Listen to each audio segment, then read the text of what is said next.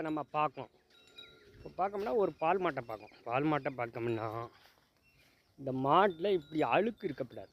இப்போ இந்த சாணி இந்த வேஸ்ட்டு இருந்தாலே அந்த மாட்டில் பால் குறைவாக இருக்கும். இந்த மாட்டை ஈன மாட்டை அந்த பால் மாட்டை நம்ம குளிப்பாட்டி விட்டோம்னா அந்த மாடு 1 லிட்டர் பால் கூடுதலாக இருக்கும்.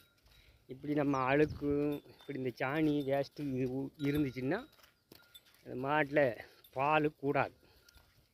ஒரு 6 லிட்டர் கறக்கணும், ஒரு 7 லிட்டர் கறக்கணும்னா இந்த மாட்டை இப்படி இந்த அழுக்கு இல்லாமல் மாட்டை குளிப்பாட்டி மேக்ஸிமம் ஒரு நாளைக்கு ஒரு தாரமாச்சும் பால் மாட்டை குளிப்பாட்டினோம்னா அந்த மாட்டில் 1 லிட்டர் பால் கூடுதலாக இருக்கும். அந்த மாடு ஆரோக்கியமாக இருக்கும்.